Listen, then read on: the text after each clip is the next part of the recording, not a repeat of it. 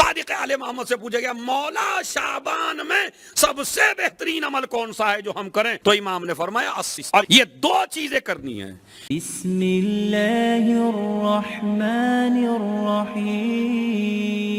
اس لیے کہ اللہ سے رشتہ مضبوط نہیں کرنا چاہتا، بندے سے رشتہ مضبوط کرنا چاہ رہا ہے۔ کم سے کم خرچ ہو، ایسے ہی مولویوں کے بارے میں کم سے کم جائے ان کے پاس، تو مشورہ دینے والے ہزاروں آپ کو انڈیا پاکستان میں مل جاتے ہیں۔ تمہیں یہاں کے حالات نہیں پتا، تمہیں یہاں کی باتیں نہیں پتا۔ تو اسی طرح ہمارے یہاں بھی دین کے مسئلے میں مشورہ دینے والے ان کی جیب سے نہیں جا رہا، مگر مشورہ بہت اچھا آپ کو دیتے ہیں، آپ بھی خوش ہو جاتے تھوڑی دیر کے بھائی ہاں کم میں ہی کام کروا دیا انہوں نے ہمارا، صحیح ہے۔ تو ایسا ہی وہ غلام تھا جناب ابو ذر کا، اس نے کہا سرکار آپ کو تو پتہ نہیں ہے مارکیٹ میں یہ بکتا بھی نہیں، کم قیمت لگتی، اور اس لیے میں اس کو تلاش کر کے لے آیا۔ جناب ابو ذر نے کہا کمبخت میں بھی تاجر ہوں مگر فرق ہے، اور اس سے کہا جو لینے کے لیے آیا تھا کہ یہ جو بھیڑیں کھڑی ہیں ان میں جو سب سے اچھی ہو وہ لے کے چلے جاؤ۔ توجہ چاہتا ہوں، جو سب سے اچھی بھیڑ ہے وہ راہ خدا میں لے کے چلے جاؤ۔ اب ایک مرتبہ غلام کہنے لگا ارے سرکار یہ تو بہت قیمتی بکے گا۔ کہا نہیں، تجارت تو بھی کرتا ہے، تجارت میں بھی کرتا ہوں، مگر تیری تجارت بندوں کے ساتھ ہو رہی ہے، میری تجارت میرے خدا کے ساتھ ہو رہی ہے۔ اب آپ محسوس کر رہے ہیں تیری تجارت بندوں کے ساتھ ہے، میری تو پھر میں کہہ رہا ہوں صادق آل محمد سے پوچھا گیا مولا شعبان میں سب سے بہترین عمل کون سا ہے جو ہم کریں؟ تو امام نے فرمایا الصدقہ والاستغفار، صدقہ دو اور استغفار کرو، یہ دو چیزیں کرنی ہیں۔ اسی طرح ایک غلط فہمی ہمارے معاشرے میں اور پیدا ہو گئی، دیکھیں صدقہ خالی زندہ سے مخصوص نہیں ہے، صدقہ مرنے والے کی طرف سے بھی دینا چاہیے، اس لیے کہ جتنا صدقے کے ثواب کا محتاج زندہ آدمی ہے اس سے زیادہ محتاج ہے مرنے والا، مرنے والے کی طرف سے زیادہ صدقہ، اور خصوصاً پہلی رات میں۔ ہمارے یہاں نہ جانے وائزوں کی بنیاد پر یا ذاکروں کی بنیاد پر یا علماء کی بنیاد پر، بہرحال یہ مسئلہ چاہے جیسے نشر ہوا اس کی علت تو میں نہیں جانتا ہوں، لیکن اتنا ضرور ہے کہ ایک چیز آئی نماز وحشت قبر، ادھر کوئی مومن مرا اور ادھر آپ کو مشورہ دیا گیا، قبلہ نے اعلان کر دیا نماز وحشت پڑھیے، نماز وحشت پڑھیے، پڑھنی چاہیے، بہت زیادہ ثواب ہے۔ اگر آپ چاہتے ہیں آپ کی کوئی پڑھے، ہاں بالکل یہ بدلے ہیں جو دنیا میں مل جاتے ہیں، اگر آپ کسی کی نہیں پڑھے دھوکہ دے کے آ گئے تو پھر آپ کے بارے میں بھی سب دھوکہ دے کے چلے جائیں گے، آپ کی بھی کوئی پڑھنے والا نہیں ملے۔ پڑھنی چاہیے لیکن یہ پہلا آپشن نہیں ہے، نماز وحشت پہلا آپشن نہیں ہے، مرنے کے بعد انسان کے لیے نبی نے فرمایا، دیکھیں کیا فرماتے ہیں، ایک صلوات ذرا اچھی سی پڑھیں تو پھر میں آپ کو بتاتا ہوں۔ یہ جو نشر ہوا انڈیا پاکستان میں، مجھے یہاں کا نہیں پتا، انڈیا پاکستان میں مشہور ہے، ادھر مومن کوئی مرا ادھر مسجدوں میں واٹس ایپ کے اوپر نماز وحشت پڑھ دیجئے، نماز وحشت پڑھ دیجئے، حالانکہ اسلام کا مطالبہ پہلا نماز وحشت کا نہیں، اسلام کا پہلا مطالبہ کچھ اور ہے، اور وہ میں نبی کا لفظ سناتا ہوں آپ کو، بسم اللہ الرحمن الرحیم، لا یاتی علی المیت اشد من اللیلۃ الاولی فرحموا موتاکم بالصدقہ۔ نبی نے فرمایا میت کے اوپر سب سے سخت وقت آتا ہے جب اس کی پہلی رات قبر میں گزرتی ہے، پہلی رات بڑی سخت ہوتی ہے، بلکہ علماء نے تو یہاں تک لکھا کہ اسی رات کے اوپر اس کی پوری بعد والی زندگی کا دار و مدار ہے، اگر یہ اچھی گزر گئی تو باقی راتیں اچھی گزریں گی، اگر یہ اچھی نہ گزری تو باقی رات ہو سکتا ہے اچھی نہ گزرے، اسی لیے اسلام کہتا ہے زیادہ سے زیادہ عمل کریے، آپ کروائیے پہلی رات میں۔ تو نبی نے کیا فرمایا، لا یاتی علی المیت اشد من اللیلۃ الاولی، پہلی رات سے سخت رات اس مرنے والے پہ کوئی آنے والی نہیں ہے، فرحموا موتاکم بالصدقہ، اپنے مرنے والوں پہ رحم کرو صدقہ دے کے۔ پہلا آپشن نماز وحشت نہیں ہے، پہلا آپشن ہے مرنے والے کے لیے صدقہ دیجئے، توجہ چاہتا ہوں میں۔ لیکن اب ایسے بھی مومن ہیں جن پہ صدقہ دینے کو نہیں ہوتا، تو پھر دوسرا آپشن لایا گیا کہ یا 2 رکعت نماز پڑھ لیجئے نماز وحشت قبر، اور آج کے مجتہدین ہمارے یہ کہتے ہیں دونوں ہی پڑھ لیجئے، یعنی صدقہ بھی دے دیجئے نماز وحشت بھی پڑھ لیجئے۔ لیکن پہلا آپشن پھر میں بتا رہا ہوں کو، پہلا آپشن کیا ہے؟ صدقہ دیجئے، اس لیے کہ یہ صدقہ عذاب قبر سے محفوظ رکھتا ہے اس انسان کو۔ لیکن خدا کی قسم بڑے بڑے مالدار مر جاتے ہیں، بڑے بڑے دولت مند مر جاتے ہیں، بڑے بڑے صاحبان اقتدار مر جاتے ہیں، من اگر ان کے رشتہ داروں میں ساری باتیں آتی ہیں، بریانی پکوانا آتا ہے، لوگوں کو کھلانا آتا ہے، بڑے بڑے 40 میں کرنا آتا ہے، سب آتا ہے، مگر صدقہ ذہن میں نہیں آتا۔ کیوں؟ اس لیے کہ جو مرنے والا ہے اس نے زندگی میں صدقہ دیا ہی نہیں تھا۔ بڑا مسئلہ ہے بھائی، جب مرنے والے نے زندگی میں کبھی صدقہ نہیں دیا تو رشتہ داروں کے ذہن میں صدقے کا تصور نہیں آتا۔ تو لہذا تو یاد رکھیے، یہ اتنے بڑے بڑے پروگرام کرنا مرنے میں یہ بعد کی چیزیں ہیں، سب سے پہلے صدقہ دیجئے، اور صدقہ دینے کے بعد ایک واجب ہے، واجب، مستحب نہیں ہے، واجب ہے۔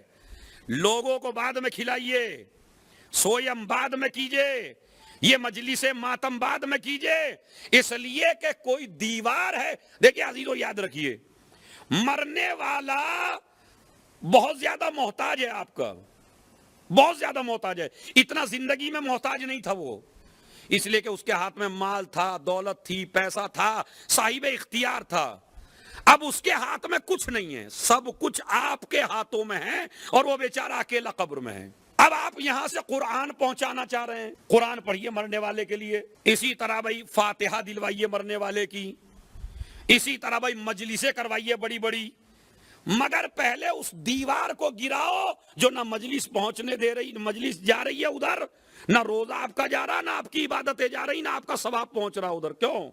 اس لیے کہ اگر یہ مرنے والا کسی کا حق لے کر مر گیا تو کوئی بھی ثواب جب تک نہیں پہنچے گا جب تک کہ پہلے وہ حق ادا نہ کریں۔ اسی لیے اسلام کا حکم ہے مرنے والے کے لیے اور ان کے رشتہ داروں کے لیے، جب آپ جنازے کو دفن کر دیں تو وارث کو قبرستان میں کھڑے ہو کے ایک اعلان کرنا چاہیے کہ جو کسی کا حق میرے وارث کی گردن پہ ہو، میرے اس مرنے والے کی گردن پہ اگر کسی کا حق ہو تو وہ مجھ سے آ کے لے لے۔ یہ واجب ہے۔ آیت اللہ دیباچی نے لکھا کہ نبی کریم کے سامنے ایک جنازہ لایا گیا، مولا نے کہا یا رسول اللہ نماز جنازہ پڑھا، کہا نہیں پڑھاؤں گا، اس لیے کہ یہ کافی لوگوں کا قرضہ لے کے مر گیا ہے، جب تک یہ لوگوں کا قرضہ نہیں دے گا میں نماز جنازہ نہیں پڑھاؤں گا۔ میرے مولا نے وعدہ کیا، مولا یا رسول اللہ میں اس کا قرضہ ادا کروں گا، تب نبی نے جا کے کہیں نماز جنازہ پڑھائی۔ اب دیکھیں، اس لیے کہ جب تک آپ کسی کا حق نہیں دیں گے، جب تک آپ کا کوئی ثواب، وہ دیوار گراؤ پہلے، اور وہ دیوار ہے کسی کا حق، جب آپ حق ادا کر دو گے تو پھر یہ ثواب سارے پہنچ جائیں گے، تبھی اس کے لیے فائدے مند ہوں گے۔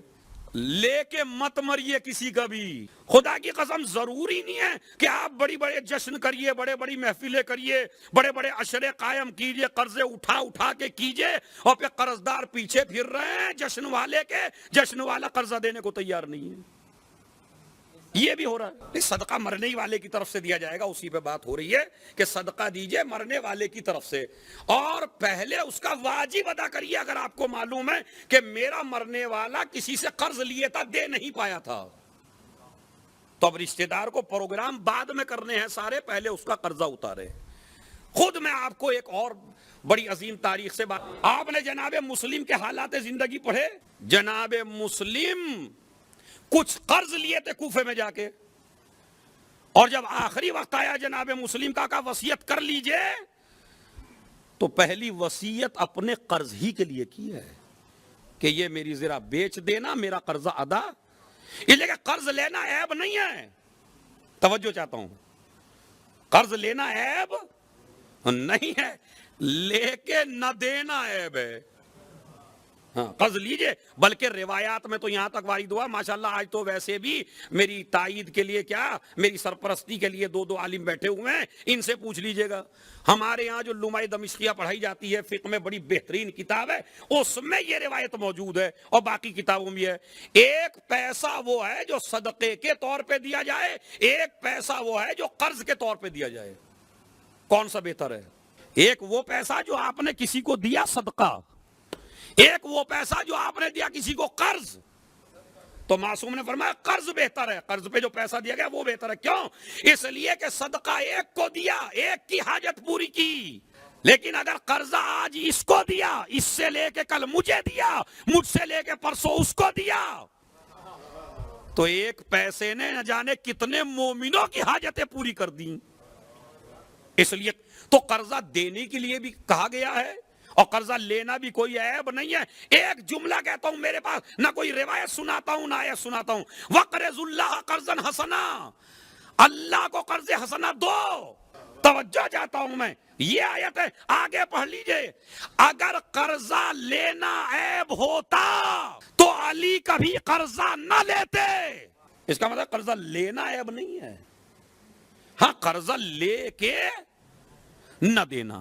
اب آپ کی اسی لیے معصوم نے فرمایا پہلے صدقہ دیجئے، فرحموا موتاکم بصدقہ. لیکن صدقے سے پہلے بھی ایک کام ہے، اگر اس کے اوپر کسی کا حق ہے تو پہلے اس کو ادا کیجئے، کہ ورنہ اس تک کوئی ثواب پہنچنے والا.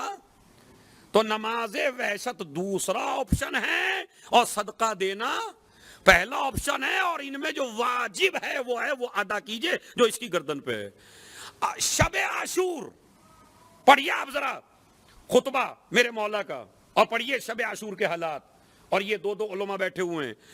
امام حسین علیہ السلام نے اپنے ایک خطبے میں ارشاد فرمایا کل میرے ساتھ میرا وہ صحابی قتل نہ ہو جس کی گردن پہ کسی کا قرضہ ہو، ورنہ مجھے بتاؤ میں حسین ابن علی قرضہ دوں گا. کیوں؟ اس لیے کہ میں نہیں چاہتا میرا کوئی صحابی ایمان کے درجات کے اعتبار سے کم جائے بارگاہ خدا میں. نہیں، میں چاہتا ہوں کمپلیٹ مومن ہو، پکا مومن ہو. اسی لیے تو کہا ایسے صحابہ نہ میرے نانا کو ملے، نہ میرے بابا کو ملے، اور نہ میرے بھائی کو ملے. یہ کہ مکمل تھے، مکمل کردار تھے، مکمل اسوہ تھے وہ. بس عزیزو چونکہ وقت بھی زیادہ ہونے لگ رہا ہے اور مجھے 2-3 باتیں اور بھی کہنی ہے. ابھی ایک صلوات بھیجے محمد علیہ محمد. تو پھر بات وہیں آ گئی، اور وہ بات کیا ہے کہ 2 عمل کریے شعبان میں. پہلا عمل کیا؟ صدقہ. دوسرا عمل استغفار. اس لیے کہ اس استغفار سے تمہارا پروردگار راضی ہوتا ہے. اور کیسے راضی ہوتا ہے یہ بھی سن لیجئے. جب کوئی آدمی روٹھ جاتا ہے تو جلدی سے منتا نہیں ہے. شادیوں میں آپ نے بڑے برے حالات دیکھے ہوں گے. جس کے گھر میں شادی ہوتی ہے وہ شادی سے پہلے ٹینشن میں آ جاتا ہے.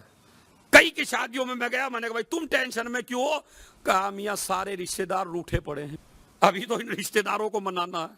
اچھا رشتہ داروں کی بھی دیکھ لیجئے، اگر آپ اکیلے منانے کے لیے چلے جائیں تو یہ منتے نہیں ہیں، یہ بھی پورے نخرے دکھاتے ہیں آپ کو. مطلب جائیے مثلا میں ناراض ہوں اور آپ اکیلے آ گئے تو میں آؤں گا نہیں آپ کا، ارے اکیلے ہی آ گئے.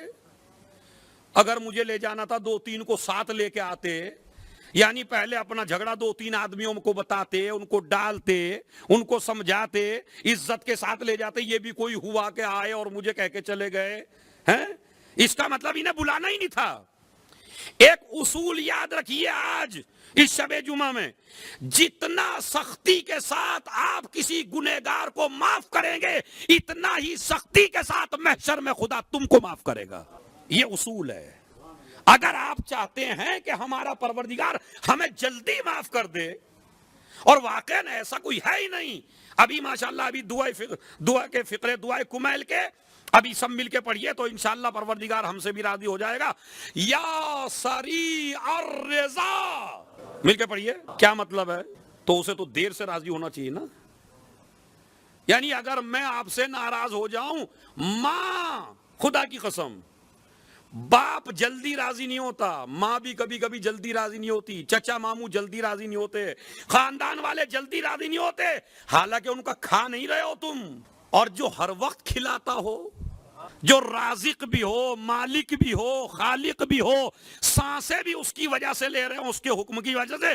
مگر ادھر بندہ، اللہ کہتا ہے بس میرے بندے ایک دفعہ کہہ دے تو صحیح. روایت میں پروردگار انتظار کرتا ہے. انتظار کی ایک مثال دی ہے علماء نے. ایک اچھی سی صلوات پڑھی ہے تو میں آپ کو مثال سمجھاؤں گا. جب ایک گناہگار بندہ اپنے پروردگار سے استغفار کرتا ہے تو اللہ کو کتنی خوشی ہوتی ہے. معصوم فرماتے ہیں اگر کسی عورت کے ایک ہی بیٹا ہو اور وہ ایک بیٹا اس کو خبر دی جائے تیرا بیٹا مر گیا اور وہ دن رات رو رہی ہو, اور اس کے بعد اچانک کچھ دن کے بعد دیکھا کہ وہ بیٹا سامنے ہی نظر آ جائے, اماں میں مرا نہیں ہوں, میں تو زندہ ہوں.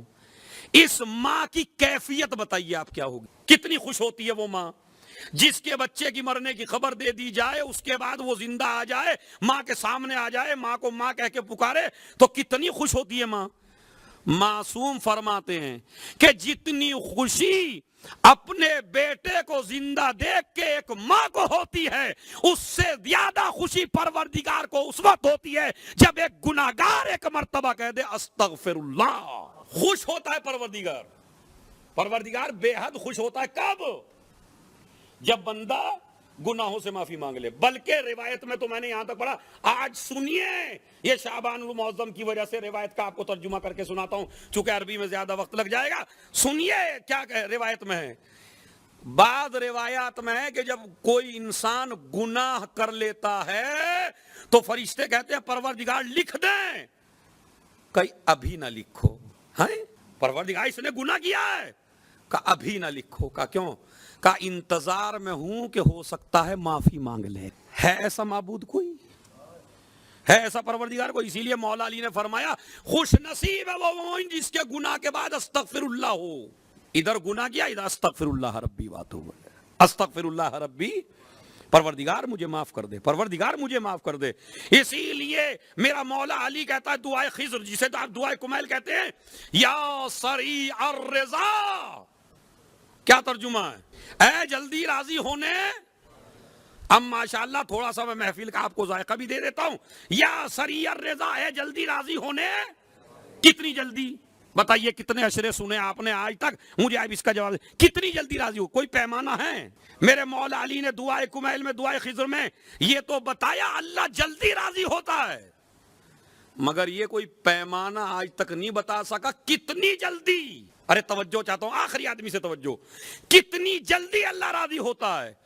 دعائے کمیل میں یہ پتا چلے گا اللہ جلدی راضی ہوتا ہے, لیکن اگر کربلا نہ ہوتی تو پتا نہ چلتا کہ کتنی جلدی راضی ہوتا ہے. یہ تو اس وقت پتا چلا کہ جیسے ہی حر قدموں میں گرا اور حسین نے اٹھایا, اب جا کے خدا کی قسم کربلا نہ ہوتی تو یہ پتا نہ چلتا کہ پیمانہ کیا ہے. علی نے یہ تو بتا دیا تھا اللہ جلدی راضی ہوتا ہے, مگر یہ حسین نے بتایا جیسے ہی حر قدموں میں گرا, میرا مولا کہتا ہے میں نے بھی معاف کیا, میرے خدا نے بھی معاف کیا. ارے جس کا بندہ اتنی جلدی معاف کر دے, جس کا بندہ اتنی جلدی معاف کر دے, اس کا خدا کتنی جلدی معاف کرے گا.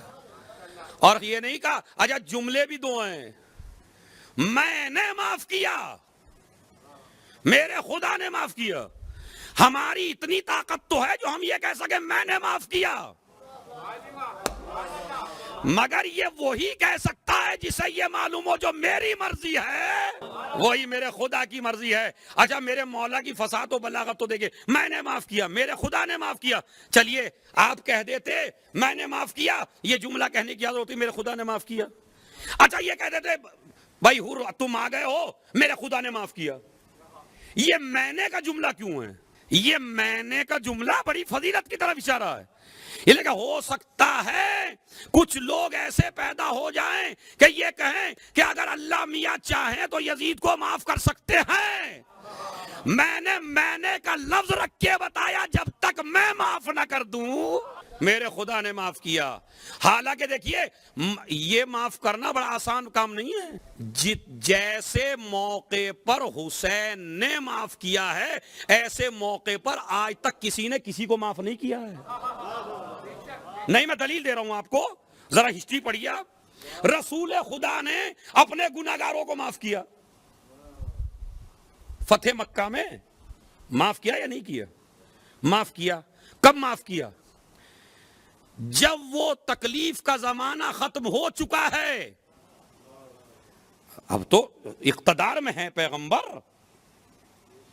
اب تو پوری کائنات قبضے میں ہے, اب تو صحابہ ساتھ میں ہیں, اب تو فاتح بن کے آئے ہیں, تو کوئی تکلیف تو نہیں ہے نا. یعنی ظالم نے جو تکلیف دی ہے وہ تکلیف ختم ہو چکی ہے. آدمی کی تکلیف اگر ختم ہو جائے تو معاف کرنا آسان ہوتا ہے. رسول اللہ نے اس وقت معاف کیا جب تکلیف ختم ہو گئی تھی. یوسف نے اپنے گناہگار بھائیوں کو اس وقت معاف کیا جب بادشاہ بن گئے. تکلیف ختم ہو گئی, جو دی تھی بھائیوں نے تکلیف, وہ تکلیف ختم ہو گئی. رسول اللہ کو جو کافروں نے تکلیف دی تھی وہ تکلیف ختم ہو گئی. مگر حسین کا معاف کرنا سب سے بڑا ہے, اس لیے کہ جو حر نے تکلیف دی ہے حسین اب بھی اسی تکلیف میں ہے. بتائیے ہیں یا نہیں ہے؟ یہ جو پورا واقعہ کربلا ہو رہا ہے اسی لیے تو ہو رہا ہے. مگر معاف کر دیا حسین نے, میں نے معاف کیا, میرے خدا نے معاف کیا. یہاں بھی آپ سن لیجئے, یہ سمجھیے اطاعت امام کیا ہوتی ہے اور کیسے ہوتے امام کے چاہنے والے. حبیب نے کوئی اعتراض کیا؟ میں ان لوگوں کی بات کر رہا ہوں جو دیگ سے زیادہ چمچے بن جاتے ہیں, میل نہیں ہونے دیتے. مطلب میں روٹھ گیا آپ سے, آپ مجھے منانے کے لیے آئے تو میں کچھ نہیں بول رہا ہوں. وہ جو میری برابر میں دو بیٹھے ہیں, ارے یہ بھی کوئی منانا ہے, پہلے جوتے مار لیے پھر منا لیا, پہلے گالیاں دے لی پھر منا لیا. اس کا مطلب ہے یہ دو آدمی نہیں چاہتے میل ہو. ایسے مومنوں سے بچیے جو میل نہ ہونے دیں. یہ بھی کوئی بات ہے؟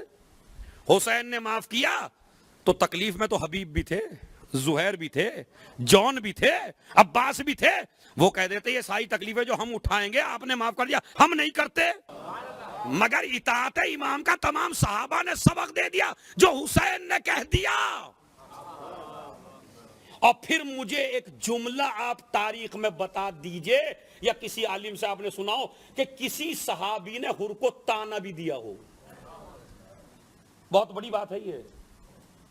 ارے میاں آپ آ گئے, اب تو تم نے جو کچھ کرنا تھا اب تو کر ہی لیا, اب آنے سے کیا فائدہ. بتائیے مجھے کہیں ہے کیا؟ کہا کہیں نہیں, خدا کی قسم. اور یہ بھی ایک جملہ علماء نے لکھا, ہمارے یہاں تو جب تک ناک نہ رگڑوانے جب تک معاف نہیں کرتے. میں نے کہہ دیا ان لوگوں کے لیے جو جلدی معاف نہیں کرتے, محشر میں تم بھی پریشان رہو گے, اللہ جلدی معاف نہیں کرے گا. حر کو معافی کے الفاظ بھی نہیں کہنے دیے میرے مولا نے. ارے شب جمعہ ہے سنیے, واقعی الفاظ بھی نہیں کہنے. خالی اس نے تو سوال کیا کیا مجھ جیسا معاف ہو سکتا ہے, مولا اٹھا لیے. سمجھ رہے؟ اس کا مطلب یہ ہے عزیزو کہ جتنی جلدی آپ بندے کو معاف کریں گے اتنی ہی جلدی تمہارا پروردگار تم کو معاف کرے گا, اور جتنی سختی آپ بندے پہ کریں گے اتنی سختی تمہارا پروردگار تم پہ کرے گا. حر کو معاف کر دیا, اور معاف نہیں کیا خالی درجات بھی عنایت فرمائے, انعامات بھی دیے.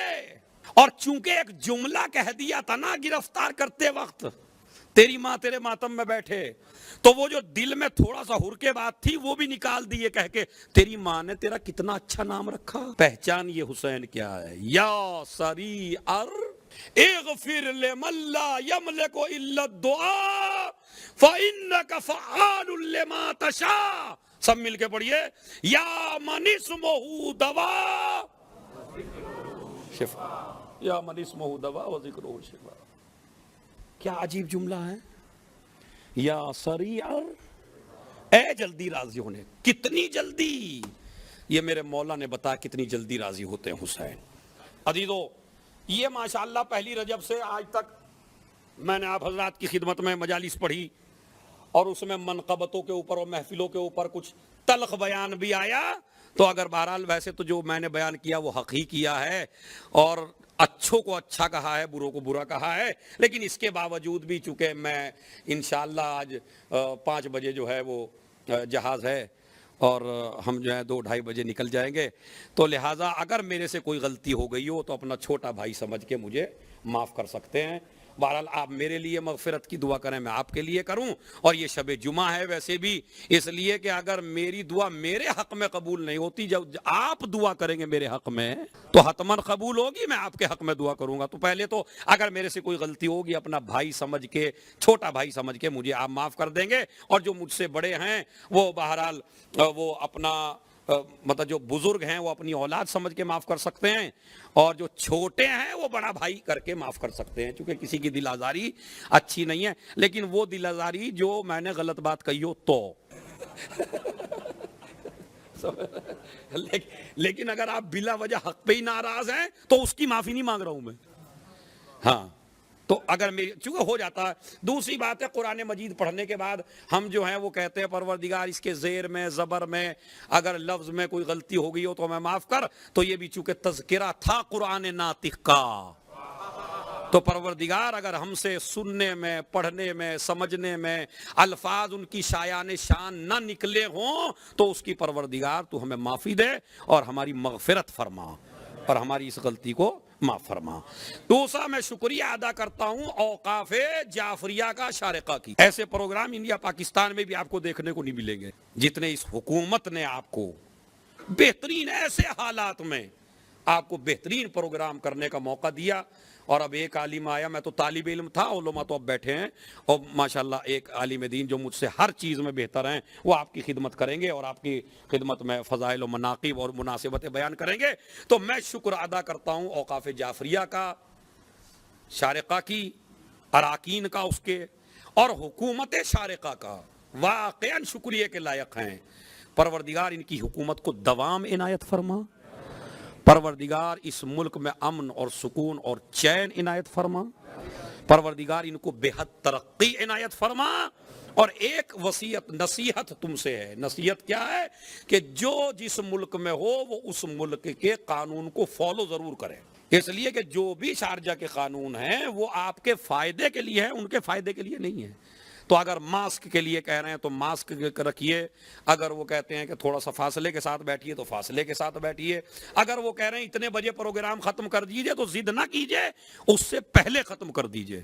آیت اللہ سیستانی صاحب نے تو کہا کہ اگر آدھا گھنٹہ بھی آپ کو مل جائے تو اس کا مطلب یہ ہے کہ ہم جو ہیں وہ منظم قوم ہیں، ہم علی والی قوم ہیں، ہم آل محمد والے ہیں، ہم چاہنے والے ہیں ہماری زندگی میں نظام ہونا چاہیے. تو لہٰذا ہم شکر کرتے ہیں اور شکریہ ادا کرتے ہیں حکومت شارقہ کا، شکریہ ادا کرتے ہیں اوقاف جعفریہ کا، اور وہ اراکین ماشاءاللہ وہ والنٹیئرز کہ جنہوں نے پورے مہینے، خدا کی قسم میں نے اپنی آنکھوں سے دیکھا، یہ سامعین ہم سے بہتر ہیں. میں ممبر سے کہہ رہا ہوں. اور یہ دو میرے بھائی بیٹھے ہیں، ایک دونوں بڑے ہیں، بہرحال یہ تو مجھے، لیکن زیغم بھائی تو بڑے ہی ہیں، یہ 100% طے ہے. صلوات بھیجیں محمد و علی محمد. تو بہرحال وہ ہر چیز میں بڑے ہیں اور دونوں علم میں تو حتماً بڑے ہیں، عمر میں بھی بہرحال بڑے ہی ہیں. تو ان کی طرف سے بھی میں آپ لوگوں کا شکریہ، چونکہ واقعاً آپ لوگ ہم سے بہتر ہیں. میں ایک مرحوم ذیشان حیدر جوادی صاحب کی، اللہ ان کو کروٹ کروٹ جنت نصیب فرمائے، ایک جملہ بتاتا ہوں، کام کی بات ہے، میاں سن لیں، واقعاً بڑے کام کیے.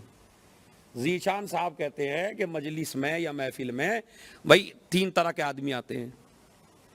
مثلا ایک تو ہے سننے والا، ایک ہے پڑھنے والا، ایک ہے شاعر مثلا محفل میں، ایک ہے نوحہ خان اور مرثیہ خان.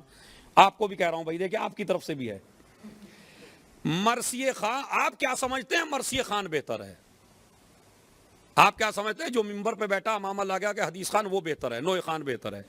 ذیشان مطلب میں حیران رہ گیا بھائی کہاں سے بات نکالی انہوں نے. واقعا بڑی اچھی بات کہی. انہوں نے کہا کہ اجر ملنے میں تو واقعا یہ خطیب بہتر ہے اور مرثیہ خان بہتر ہے، اور سننے والوں کا اجر تھوڑا سا مثلا کم ہے، لیکن افضل ہیں یہی لوگ. ختم ہو جاتا ہے. نوحہ خان کو ملا وہ بھی کیوں؟ اس لیے کہ ان تینوں کے ذہن میں خلوص کم ہوتا ہے. اور وہ کہتے کیسے؟ میں نے مجلس پڑھی اور اگر آپ نے تعریف نہ کی یا داد نہ دی تو میں ٹینشن میں رہوں گا پوری رات. اب آج پتہ نہیں کیا ہو گیا تھا انہیں، پتہ نہیں بھائی، بالکل نہ کچھ داد دی نہ آہ کی نہ واہ کی، اور کسی نے ایک دفعہ بھی نہیں کہا کم بخت نے کہ مولانا بڑی اچھی محنت کری آپ نے. تو اس کے ذہن میں بھی اللہ سے زیادہ ہے بندہ تعریف کرے، شاعر کے ذہن میں بھی ہے بندہ تعریف کرے، مرثیہ خان کے بھی ذہن میں بندہ تعریف کرے.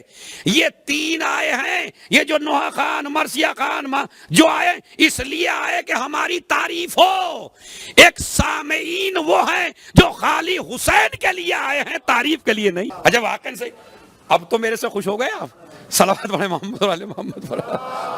ہاں صحیح ہے. تو خیر بہرحال یہ جو میں نے تذکرہ کیا پھر میں معافی چاہتا ہوں. اور ان کا والنٹیئرس کا واقعہ میں نے اپنی آنکھوں سے دیکھا. رات کے 2-2 بجے تک انہوں نے محنتیں کی ہیں. کیسے؟ مثلا ایک دن ولادت ہے تو ولادت کے لیے انہوں نے پھر یہ ماشاءاللہ جیسا جگمگا رہا ہے اب ایسا انتظام کیا. اور اس کے بعد آپ نے اپنی آنکھوں سے دیکھا دوسرے دن شہادت پڑ گئی تو پھر پورا عزا خانے کو انہوں نے کالا کر دیا, کالے کپڑے. تو ان کے حق میں بھی دعا کیا کریں.